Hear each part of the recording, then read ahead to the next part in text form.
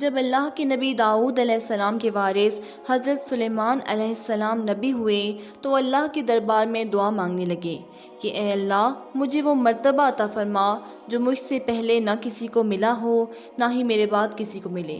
اللہ نے حضرت سلیمان علیہ السلام کی دعا کو قبول فرمایا اور دنیا کی ہر ایک شے کو حضرت سلیمان علیہ السلام کے ماتحت کر دیا۔ وہ ایک عجیب دور تھا، لوگ جنات اور کالا جادو پہ زیادہ یقین رکھتے تھے۔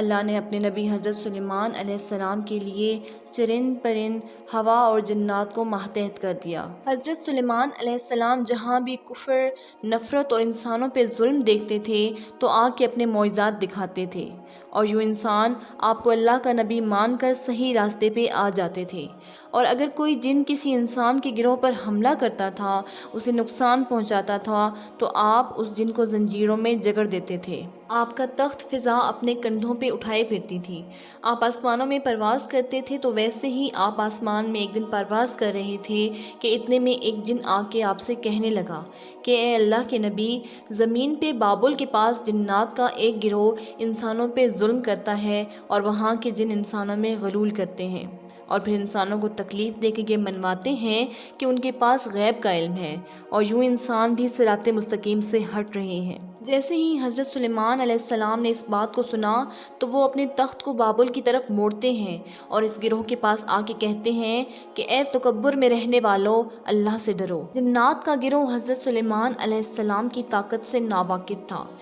اس میں سے ایک جن لیاب کہنے لگا، ہم کسی سے نہیں ڈرتے اور ہم اپنی مرضی چلاتے ہیں، اور اس کے قبائل کے کچھ جن حضرت سلیمان علیہ السلام کے تخت کے ارد گرد آ جاتے ہیں اور کہتے ہیں اگر تو واقعی سچا ہے تو ہمیں قید کر کے دکھا۔ تو بس اللہ کے نبی سلیمان علیہ السلام جیسے ہی اپنی عصا ان جنات کی طرف کرتے ہیں تو ہوا اور مٹی کا ایک عجیب سا طوفان اٹھتا ہے اور زمین کو چیر کے ایک لوہا نکلتا ہے اور زنجیروں میں تبدیل ہو جاتا ہے، اور وہ زنجیریں ہر اس جن کی گردن پر آ جاتی ہیں کہ وہ تمام کے تمام جن زمین بوس ہو جاتے ہیں، اور اللہ کے نبی سلیمان علیہ السلام کے قدموں میں گر کے کہتے ہیں کہ آپ کون ہیں؟ پھر آپ فرماتے ہیں کہ میں اللہ کے نبی داؤد کا بیٹا سلیمان ہوں، اور اللہ نے مجھے اس زمین پہ امن اور سلامتی کے لیے منتخب کیا ہے۔ اے گروہ جن، خبردار ہو جاؤ، اس زمین پہ فساد نہ پھیلاؤ ورنہ اللہ کا عذاب تم کو غرق کر دے گا۔